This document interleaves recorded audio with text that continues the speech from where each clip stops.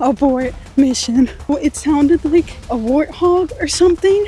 And definitely do not come here, and especially not in wild pig mating and nesting season. If you run around sticking your nose in tombs, you might get cursed.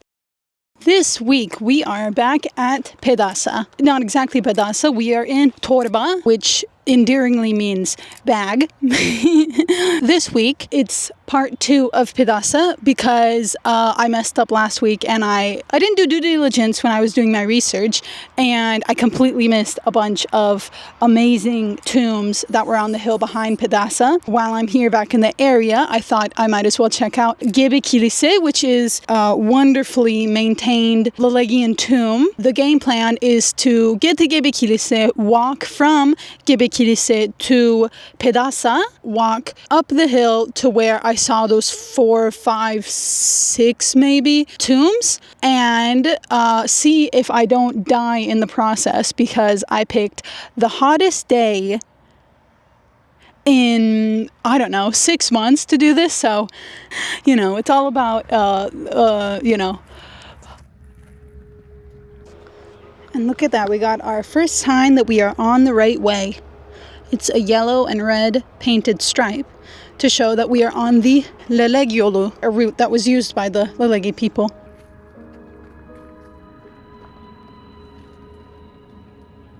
And while you walk up this hill and I sit down for a rest, I can tell you about the Lelege peoples. So the Lelegs were a pre-Greek Aboriginal people, meaning that they were an indigenous tribe living here in Anatolia before the Greeks came over from the west. They were pre-literate, which means that they didn't write anything down. So all of the sources that we have are from outsiders' perspectives. We don't have any sources of them talking about themselves. The name Lelegs is thought to be an exonym, which is a name given from outside, given from a people outside of the group, as opposed to an endonym, a name that the people give themselves. Leleg was possibly derived from the Luwian word lulahi, meaning strangers. Luwian was an ancient language family in Anatolia, spoken during the Hittite Empire between 1400 and 1200 BC. According to a Hittite text on the duties of priests and temple servants, let him avoid an early death, let him avoid the anger of the gods, and the talk of the populace, of the lulahi men, and of the merchants. Hittite priests were forbidden from talking to lulahi men, which could mean stranger men, like people outside of their cultural group, religious group, etc.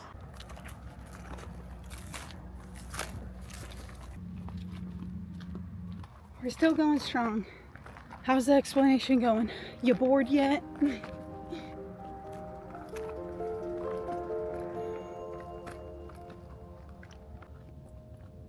Other sources cite that the Lelegs got their name from the king Lelegs.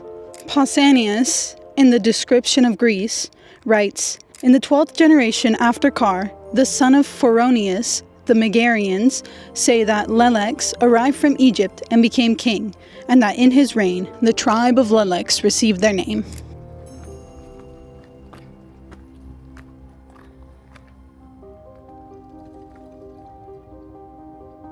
Can we just take a moment? Sources also differ on whether the Lelegs were Carians or their own unique tribe. For example, Homer in the Iliad distinguishes Carians from Lelegs, writing, "Towards the sea lie the Carians and the Paeonians with curved bows, and the Lelegs and the Cacones, and the goodly Pelasgi." Also, Herodotus said that Lelegs was an earlier name for the Carians. So some people argue that the Lelegs and Carians were different. Some argue that the Lelegs and Carians were the same people, and some other people argue that the Lelegs were the slaves of Carians. These other scholars, named W.W. Howe and J. Wells, in their commentary on Herodotus, write that a man who lived in Theangela, which was another Leleg city on the Bodrum Peninsula, just right over there, they write in their commentary that a man named Philippus of Theangela makes the Lelegs serfs of the Carians. Now, this is an interesting point because while I was researching the Leleg people, an article popped up. Yana Mukrishova is a researcher or an educator or something. She's a scholar at Cambridge University. Now, Mukrishova argues that the Lelegs were not a distinct people at all, but they were rather a socio-political construct created by the Carians. Her argument is that there's very little evidence supporting a unique Lelegian culture here on the Bodrum Peninsula and in Caria in general. Mukrishova says that features previously linked to Lelegians, such as dispersed rural settlements and specific burial practices, reflect a common regional lifestyle and not a ethnic identity. Her argument is that Carians created a barbarian other tribe to foil their character and create a distance between them and the Leleg people. For some context, around the 900s, Caria became a satrapy of the Persian Empire, so like a provincial state of the Persian Empire. And with that new management, the Carians, they started to focus more on art and philosophy, started having profound thinkers, and started developing their society in a very cosmopolitan way. Meanwhile, there's this tribe living in the bush on the hills, and so to sum it up, her argument is that the Lelegs served as the barbarian other that the Carians could use to ostracize and separate themselves from.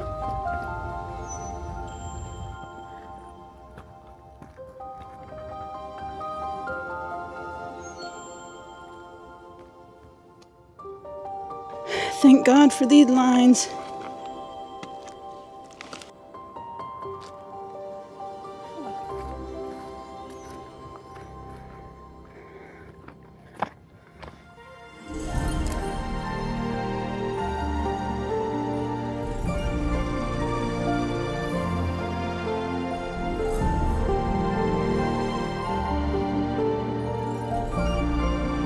Ladies and gents, we've made it. Gebe Kilise.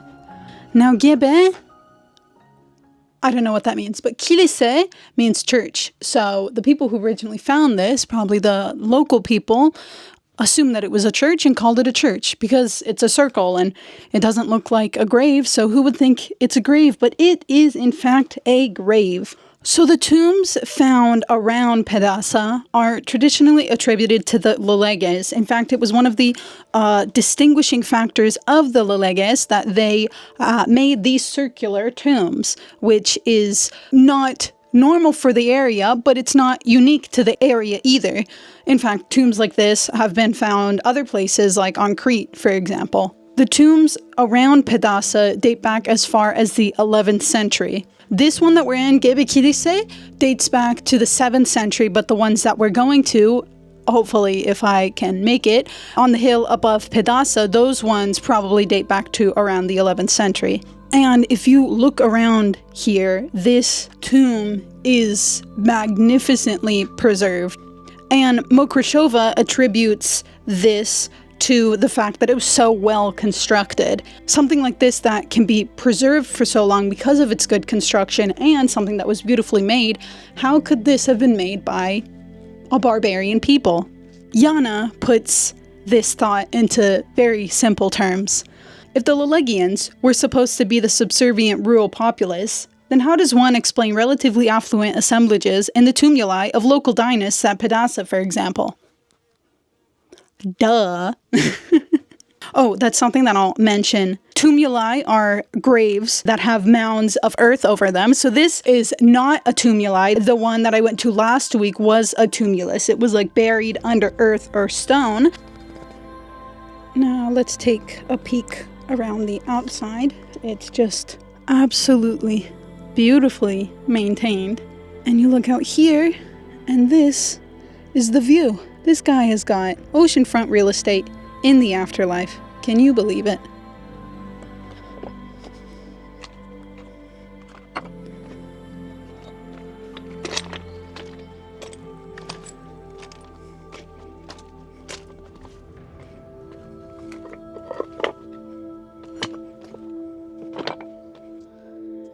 here right next to Gebe Kilise, there are some other ruins of structures. Maybe they were also tombs like Gebe Kilise, but these ones are rectangular in shape and the walls have since collapsed.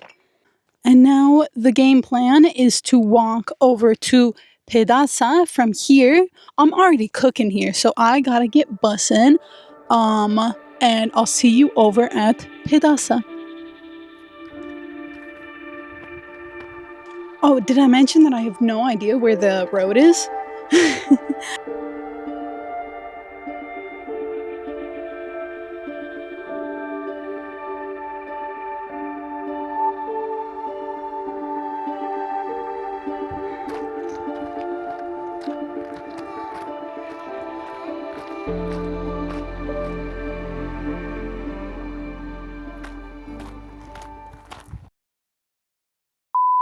Abort mission.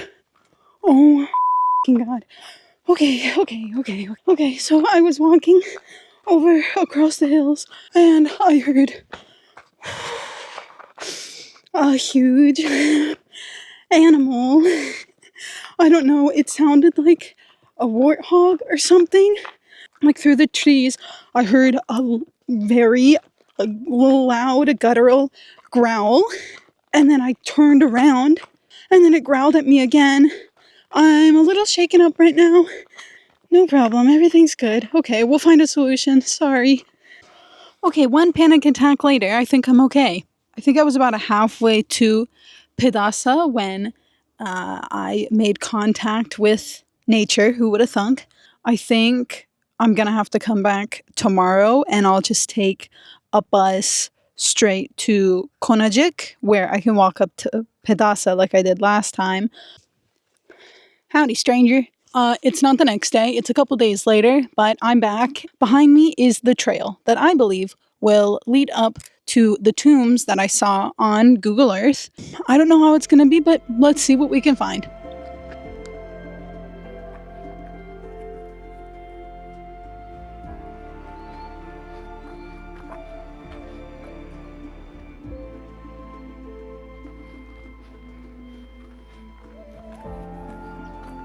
Oh, also, earlier in this video when I showed you that spider, the spider made a huge web, and I actually got on my hands and knees and crawled underneath the web while he was distracted with some prey. On the way back, when I was going through that same path, I think my mind was still on the pigs, and I absolutely demolished that spider. And we have arrived at our first tomb.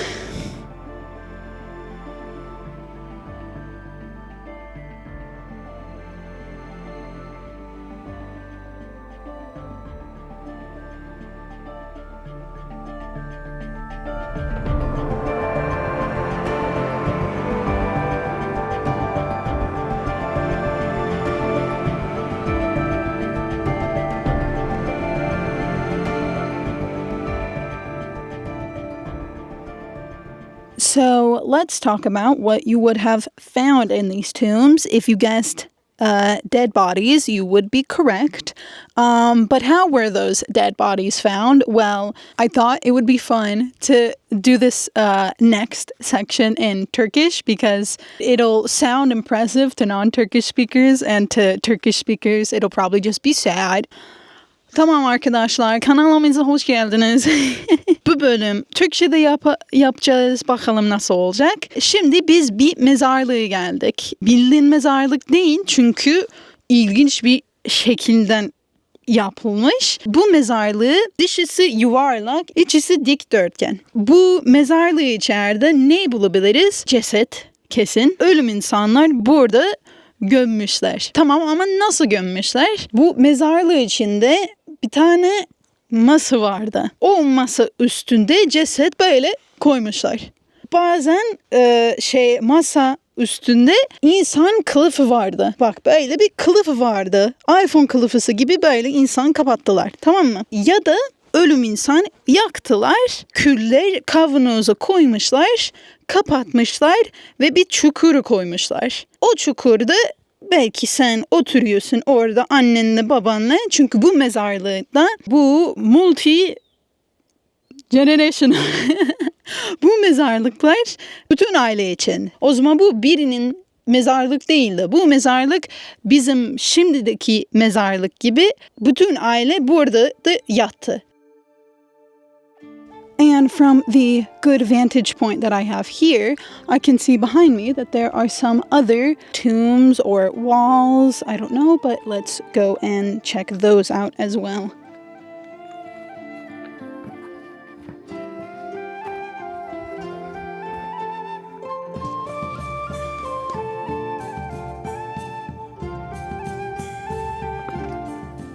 And here we got the same thing going on. It's circular on the outside and a square on the inside.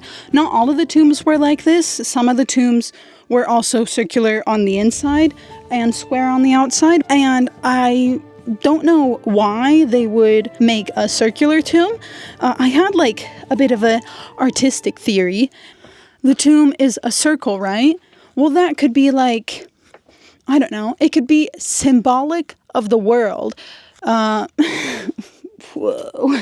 In nature, things come in a circle, right? And man is the one that makes things squared off, that goes against the circle. So the circle of the grave could be like a representation, a symbol of the world that we're born in, this circular natural world. And on the inside, they made a square. So it's like man imposing himself on the world, on the circular nature of the world by making a square within the world. It's like the imposing nature of man even into the afterlife. Or it could just, some guy could have just liked circles. Okay, I know where I am. I just whipped it up here to the very top. So we're at that string of tombs here. I went to the one over there. So I'm at the farthest one right now. And then there's one above me. The one that I see above me is 4 times the size of this one. Geez, I don't know if I should go up there. Well, it really didn't take that long to get over here. So should I go to the one up there? Well, the path that I'm following, that I followed to get up here, it keeps on going. So if there's a path leading up here, I'll take it until I get the heebie-jeebies again. How's that sound? And I came face to face with a warthog, boar, wild pig, whatever its name is. I came face to face with it. You know what? I'm just going to say that if you run around, stick in your nose in tombs, you might get cursed. Know when you're beat. Okay, that's it for me.